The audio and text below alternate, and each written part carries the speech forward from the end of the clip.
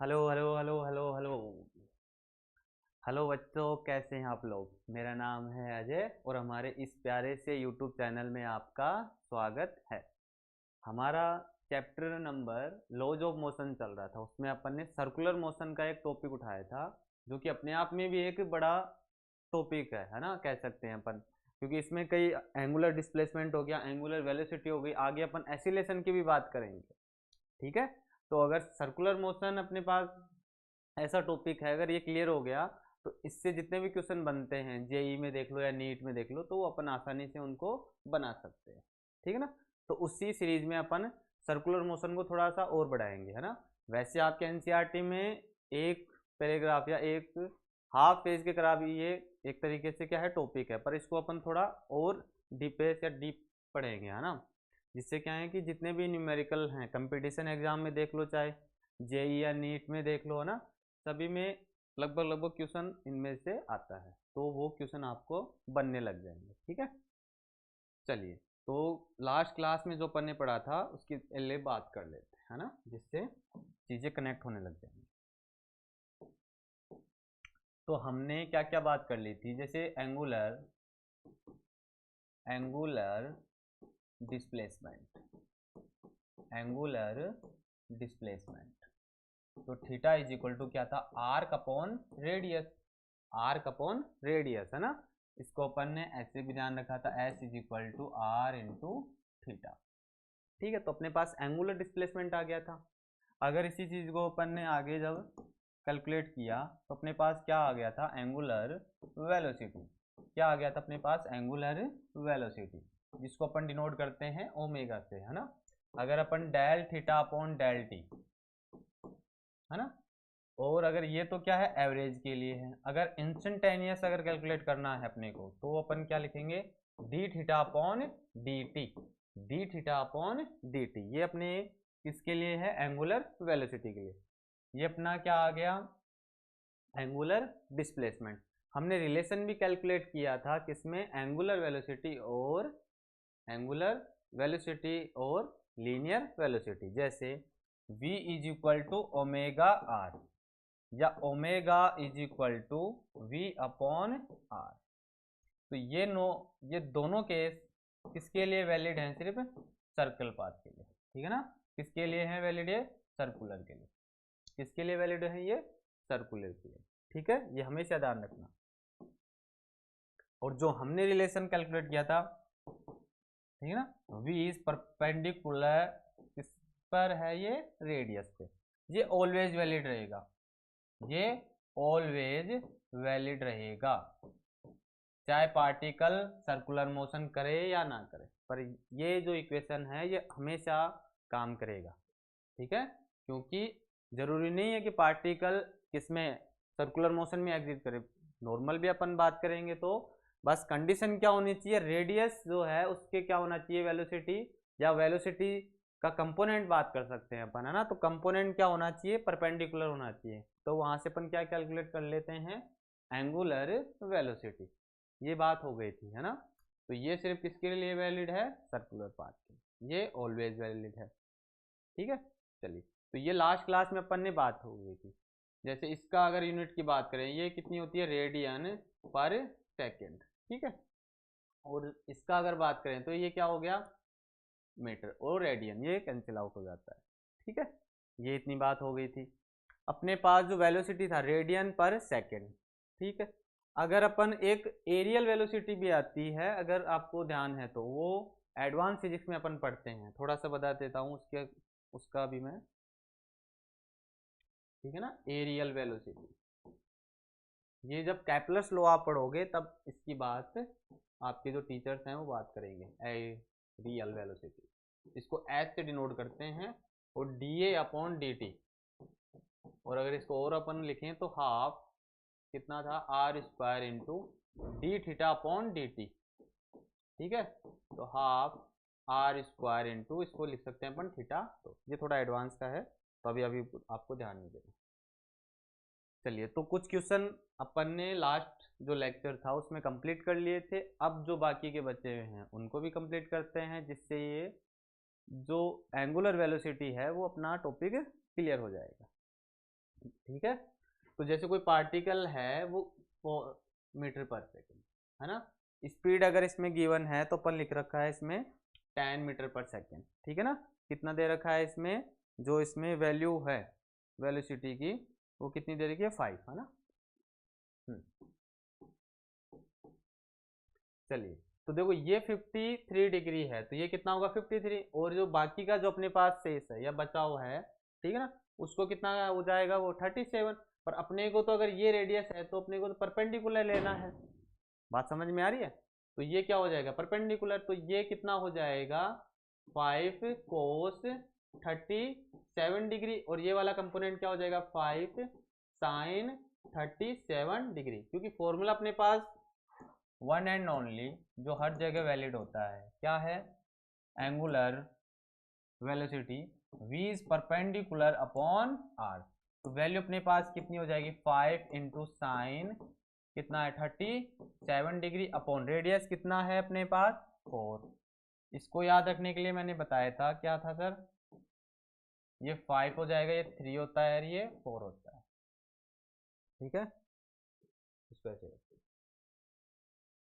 ये 3 है ये 4, वेरी वेरी सॉरी, ये 3 एंड ये 4, ठीक है।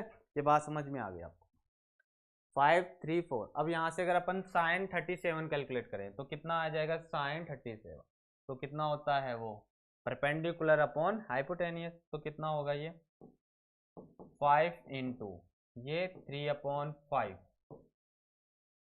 ठीक है 3/5। देखो ये कितना है हाइपोटेन्यूज, ये क्या है परपेंडिकुलर, तो 3/5/4, ये कैंसिल आउट हो गया, कितना है अपने पास 3/4।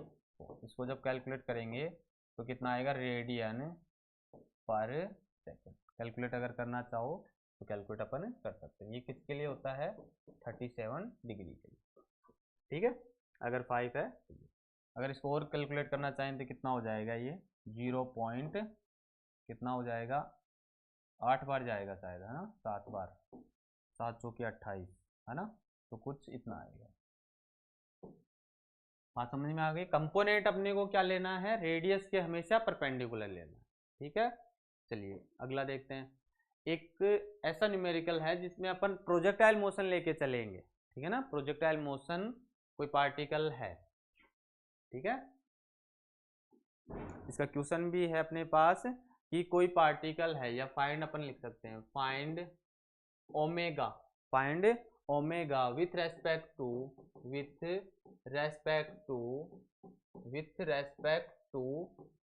ओ, और क्या है बिफोर, या कह सकते हैं अपन बिफोर हिटिंग द ग्राउंड है ना, ग्राउंड से टकराने से पहले, और हिटिंग द ग्राउंड,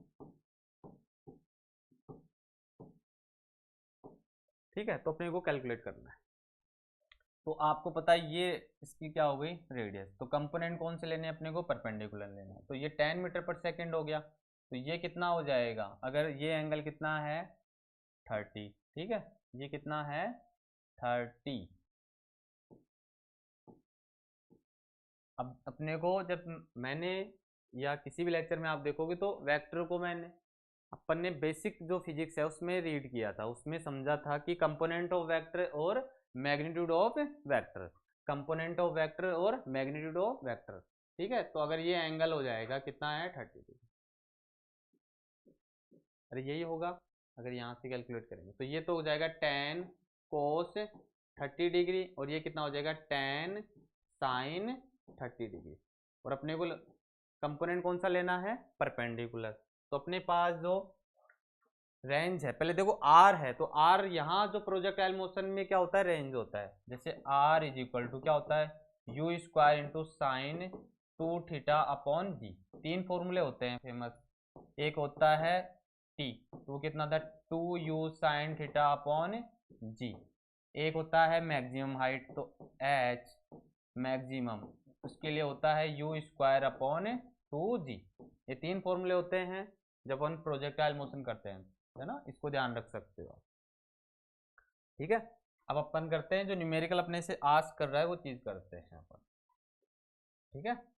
तो अपने पास रेंज है, तो रेंज का फॉर्मूला कितना होता है, u square into sine 2 theta upon g. अगर इसको कैलकुलेट करें तो कितना हो जाएगा, u square into 2 sine theta, sine theta यहाँ कितना है 30 डिग्री, इंटू कॉस 30 डिग्री, और नीचे क्या है अपने पास tan।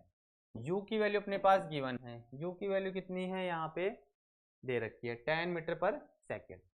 तो ये कितना हो जाएगा 100 एंड 2 इंटू साइन 30, ये कितना होता है 1/3, और ये कितना होता है अंडर रूट में 3/2, यही होता है। और नीचे क्या चल रहा है 10, तो 10 से 10 कैंसिल आउट, एंड 2 से 2 क्या हो गया, ये भी कैंसिल हो गया, कितनी बार 5 बार, कितना 5 टाइम्स, एंड ये कितना हो गया फिर से 10/3 अंडर रूट में 3, यही होगा। जब इसको कैलकुलेट करेंगे अपन तो कितना हो जाएगा, ये अंडर रूट 3 मल्टीपल में अंडर रूट 3, एंड एक अंडर रूट से एक अंडर रूट कैंसिलेड एंड मीटर। ये तो सिर्फ आर की वैल्यू आई। अपने को कैलकुलेट क्या करना था, अपने को कैलकुलेट क्या करना था ओमेगा की वैल्यू, ठीक है ना, इसकी वैल्यू निकालनी थी अपने को, ओमेगा की वैल्यू कैलकुलेट करें तो ओमेगा क्या होता है v परपेंडिकुलर अपॉन रेडियस, ठीक है। तो वो कंपोनेंट कौन सा लेंगे अपन, tan। देखो इस चीज को समझो, तो tan sine 30 degree, tan sine 30 degree upon r, r की वैल्यू अपने पास है कितनी है ये sir, tan upon under root 3। तो जब इसको कैलकुलेट करेंगे तो कितना आ जाएगा, 10 से 10 कैंसिल, अंडर रूट 3 ऊपर गया, और इसको बोलते हैं 1/2, एंड अपने पास आ गया अंडर रूट 3/2 रेडियन पर सेकेंड, ठीक है। क्योंकि u square into sine 2 theta and u square कितनी है इनिशियल वेलोसिटी, तो ये 10 into 10 and 2 sine theta, sine 2 theta को अपन क्या लिख सकते हैं 2 into sine theta into cos theta, theta की जगह अपन एंगल अगर यूज करें तो कितना है 30 डिग्री। देन लास्ट आंसर कितना आ गया अपने पास, omega is equal to under root 3/2। अगर अपन एक और क्वेश्चन लें जो कि रिलेटिव वेलोसिटी के लिए, क्योंकि अब क्या है ये पार्टिकल भी मोशन में है और ये पार्टिकल भी मोशन कर रहा है, अपने को कंपोनेंट कौन सा लेना है ये हमेशा ध्यान रखना है, बस ये बात अगर ध्यान है तो फिर कोई प्रॉब्लम नहीं होगी, ठीक है। तो रिलेटिव वेलोसिटी तो अपन क्या निकालते हैं v2 माइनस v1, क्योंकि अभी तक क्या फॉर्मूला अपन ने कैलकुलेट किया है कि omega is equal to v perpendicular upon r। अब इसी को अपन क्या लिखेंगे, v relative motion perpendicular upon r, क्या लिखेंगे, v relative motion perpendicular upon r, ठीक है। अगर इसका एंगल अगर अपने को दे रखा है तो अपन कैलकुलेट कर सकते हैं, तो इसमें 30 डिग्री दे रखा है, ठीक है।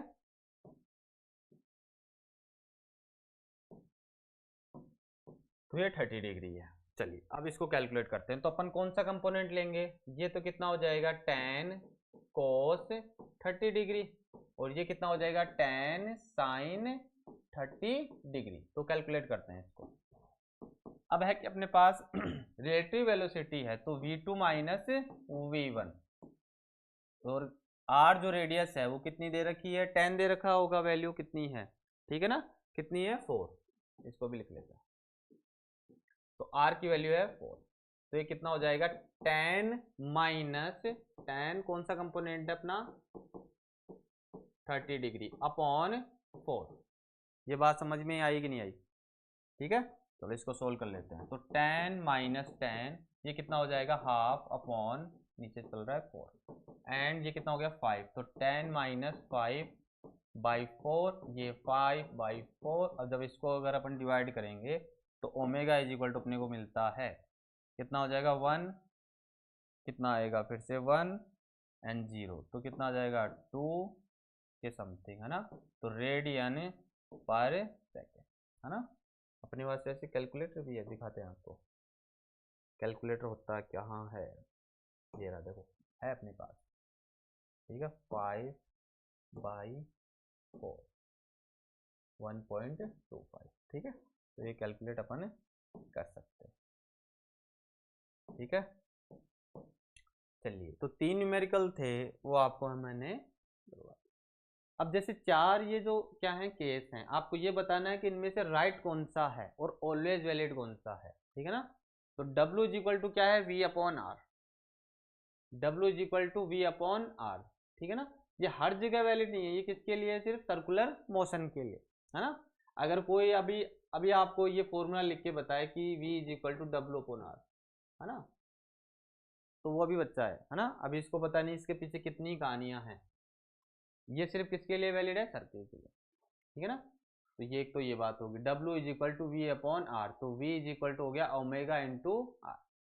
ये जो कंसेप्ट है अपने पास, V vector is equal to R omega vector, आपको पता है कि ये जो लीनियर वेलोसिटी है वो क्या है, अलोंग द एक्सिस, मतलब एक्सिस में, और ये क्या है कि राइट हैंड थंब रूल जो यूज करते हैं अपन, राइट हैंड थंब रूल। जैसे ये अपने पास सर्कुलर मोशन है, इसकी रेडियस हो गई r, v वेलोसिटी से कोई पार्टिकल मोशन कर रहा, तो अगर पार्टिकल ऐसे मोशन कर रहा है कुछ इस प्रकार से, तो एंगुलर जो वेलोसिटी है उसकी डायरेक्शन क्या होगी, अलोंग द एक्सिस, और जो नॉर्मल जो अपनी लीनियर वेलोसिटी है उसकी डायरेक्शन कुछ इस प्रकार है। तो एक दूसरे से क्या होते हैं, ये परपेंडिकुलर होते हैं, और रेडियस से भी क्या होते हैं, ये परपेंडिकुलर होते हैं। ये दोनों बात आपको समझ में आनी चाहिए, तो अपन इसको ऐसे नहीं लिख सकते। ये जो अपने पास है W is equal to V perpendicular upon R, ये ऑलवेज वैलिड है, इसको हमेशा ध्यान रखना, ये क्या है, हमेशा ऑलवेज वैलिड काम करेगा, ठीक है ना। ये जो अपने पास है V vector is equal to omega vector cross R vector, ये भी एक ऑलवेज हमेशा वैलिड है, ये इसी का ही या कह सकते हैं सिंपल रूप है, ठीक है ना। क्योंकि आपको पता है कि जो वेलोसिटी है वो रेडियस के भी परपेंडिकुलर है, और अपने पास जो एंगुलर जो वेलोसिटी है उसके भी परपेंडिकुलर काम करता है, तो ये रिलेशन भी हमेशा काम करेगा, ठीक है ना, या कह सकते हैं हमेशा ये वैलिड रहेगा, ठीक है। तो ये चार जो मैंने फॉर्मूले लिखे हैं ये आपको समझ में आने चाहिए, ठीक है। अगले ये दो वर्ड हैं अपने पास, फ्रीक्वेंसी और टाइम पीरियड, ठीक है ना। तो फ्रीक्वेंसी क्या होता है, नंबर ऑफ रेवोल्यूशन, मतलब एक सेकंड में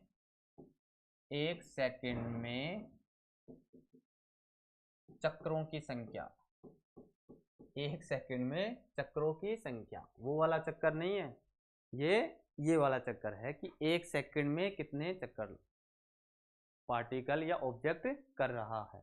मतलब एक सेकंड में कोई ऑब्जेक्ट एक चक्कर करता है तो उसकी फ्रीक्वेंसी हो गई 1, या एक सेकंड में या 2 सेकंड में कह सकते हैं 2 चक्कर करता है तो कितने हो गए वो, f इज इक्वल टू 2। बात समझ में आ रही है, तो f इज इक्वल टू क्या हो गया 2, ये बात समझ में आनी चाहिए। अब अपने पास ये होना चाहिए कि अगर एंगुलर जो डिस्प्लेसमेंट है और अपनी फ्रीक्वेंसी है, इनमें कोई फॉर्म या इनमें कोई रिलेशन हो सकता है, चलो इसको भी समझते हैं। जैसे अपने पास एंगुलर जो डिस्प्लेसमेंट होता है किससे डिनोट करते हैं, थीटा से, किससे डिनोट करते हैं इसको, थीटा से। अब एंगुलर डिस्प्लेसमेंट मतलब एक चक्कर अगर कोई पार्टिकल कंप्लीट करता है तो अपन लिखते हैं 2 पाई, अगर दूसरा या सेकेंड राउंड अगर कंप्लीट करता है तो अपन बोलते हैं 4 पाई। तो एक चक्कर के लिए कितना हो गया 2 पाई, और एक चक्कर में जो अपने फ्रीक्वेंसी अपने को मिली वो कितना है एफ, तो थीटा इज इक्वल टू अपने को मिला है 2 पाई एफ, ठीक है। अगर अपने पास एंगुलर डिस्प्लेसमेंट मिल गया तो अपन क्या कैलकुलेट कर सकते हैं, D theta upon D T, तो ये कितना हो जाएगा 2 पाई एफ, और समय है 1 सेकेंड, तो इसको क्या लिख सकते हैं 2 pi f is equal to omega, is equal to क्या लिख सकते हैं ओमेगा, इज इक्वल टू क्या लिख सकते हैं इसको ओमेगा। बात समझ में आ गई, ठीक है। तो ओमेगा इज इक्वल टू कितना मिला अपने को 2 पाई एफ, या एफ इज इक्वल टू कितना हो जाएगा ओमेगा अपॉन 2 पाई। तो ये रिलेशन अपने को मिल गया फ्रीक्वेंसी और एंगुलर वेलोसिटी, ठीक है। तो अपन लिख सकते हैं कि relation between angular velocity and frequency, ठीक है, तो अपने पास ये हो गया। अगर अपन यूनिट की बात करें तो ओमेगा की कितनी होती है, रेडियन पर सेकेंड, और 2 पाई का कितना होता है, रेडियन। तो रेडियन से रेडियन कैंसिल, और एफ इज इक्वल टू अपने को मिला 1/सेकेंड, मतलब सेकेंड स्क्वायर। ठीक है, अगर यूनिट की बात करें तो ये हो गया, अगर डायमेंशन की होगी तो m0l0t-1।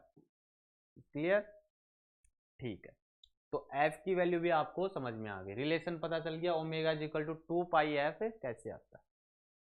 चलो जी, अगला जो वर्ड है वो क्या है, टाइम पीरियड। तो ये क्या है, टाइम टेकन फॉर रिलेशन, जो चक्कर निकालते हैं उसमें लगा समय। ठीक है ना, टाइम टेकन का मतलब हो गया लगा समय। मतलब सर ये फ्रीक्वेंसी का क्या होता है, अपोजिट ही होता है, मतलब इनवर्सली प्रोपोर्शनल होता है। अरे f is equal to 1/t, तो t इज इक्वल टू क्या हो जाएगा, 1/f, यही तो बात है। तो t इज इक्वल टू, अगर ये बात है तो 1/f की वैल्यू अपने पास है कितनी है, जैसे ओमेगा इज इक्वल टू क्या लिखा था अपन ने, 2 पाई f, तो f इज इक्वल टू कितना हो जाएगा, ओमेगा अपॉन 2 पाई। ये वैल्यू यहाँ पुट कर सकते हैं अपन, तो कितना होगा, ओमेगा अपॉन 2 पाई, एंड 2 पाई कहाँ हो जाएगा, अप में चला जाएगा, तो 2 पाई अपॉन ओमेगा। तो अपने पास एक रिलेशन ये भी आ गया कि टाइम पीरियड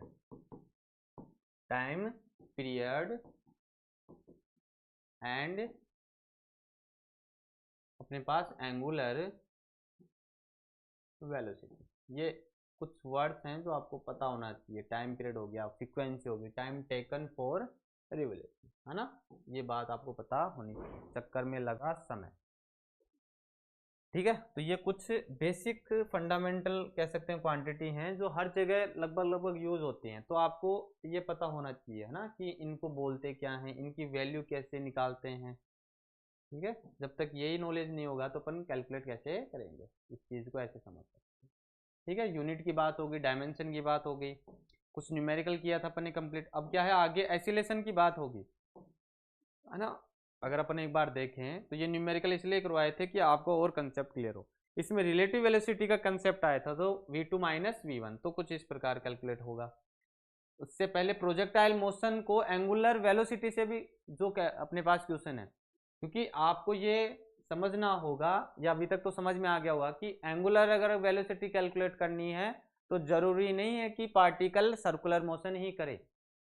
ठीक है, अगर एंगुलर वेलोसिटी अगर अपन कहीं पे कैलकुलेट कर रहे हैं तो जरूरी नहीं है पार्टिकल सर्कुलर मोशन करे, वो पार्टिकल बाहर भी एग्जिस्ट कर सकता है, अपन तभी भी क्या निकाल सकते हैं, उसकी एंगुलर वेलोसिटी। ये बात आपको अब तक समझ में आ गई होगी, यही इसका पीछे का रहस्य है, क्या है कि omega is equal to V perpendicular upon R. बस ये रिलेशन ध्यान होना चाहिए कि जो वेलोसिटी का जो कंपोनेंट है वो रेडियस है उसके क्या होना चाहिए, परपेंडिकुलर। जैसे ये रेंज है तो यहाँ तो इसका तो क्या हो गया, रेडियस हो गई, तो अपन देखो कंपोनेंट कौन सा ले हैं, कौन सा अपन ने जो कंपोनेंट लिया है वो कितना है, tan sin 30 डिग्री।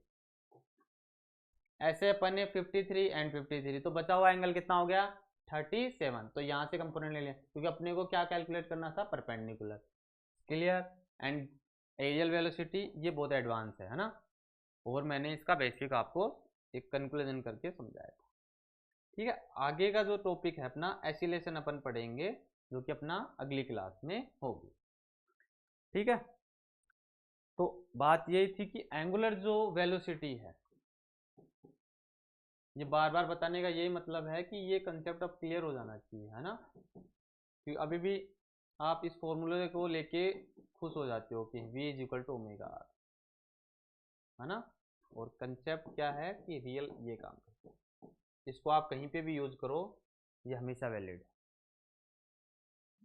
ठीक है, कुछ फॉर्मूले और बने थे अपने पास, f इज इक्वल टू, या sorry, omega is equal to 2 pi f, है ना, तो f इज इक्वल टू कितना हो जाएगा, omega upon 2 pi, and t is equal to कितना मिलता है, 2 पाई अपॉन ओमेगा। ठीक है, तो टाइम पीरियड तो एक कंप्लीट चक्कर और अपॉन एंगुलर क्या है, वेलोसिटी। ठीक है, चलिए फिर आज के लिए इतना ही रखते हैं, बाकी का अपन अगली क्लास में करेंगे, जो कि अपना एसिलेशन का टॉपिक होगा, क्योंकि लॉज ऑफ मोशन के बाद में ग्रेविटेशनल हो गया, वर्क एनर्जी पावर हो गया, ये चैप्टर हैं। फिर मैकेनिक्स फ्लूइड्स हो गए, ठीक है ना। फिर अपन क्या पढ़ेंगे, ऑसिलेशन पढ़ेंगे। ये चैप्टर अब ये तभी आएंगे जब इन चीज़ों का अपने को बेसिक जो क्वांटिटीज हैं ये समझ में आनी चाहिए। फिर आपका एक lecture upon unit and measurement है, या अपन कह सकते हैं यूनिट एंड डायमेंशन का भी करेंगे, जिसमें 30 से 35 तक अपन क्वांटिटी लेंगे और उनकी यूनिट और डायमेंशन की बात अपन करेंगे, ठीक है। चलिए, तो आज के लिए इतना ही है। पढ़ते रहिए, खुश रहिए, और अगर ये सच में आपको अच्छा लगा, समझ में आ रहा है, तो आपके जो बाकी के जो क्लासमेट हैं उनको आप ये शेयर कर सकते हैं, ठीक है ना। इसमें कोई बुरी बात नहीं है ना। अगर आप किसी को ये बताते हो चैनल कि हाँ यहाँ पे फ्री में एनसीईआरटी कंप्लीट करवा रहे हैं, तो आप शेयर कर सकते हो, ठीक है। चलिए, फिर आज के लिए इतना ही है। राधे राधे।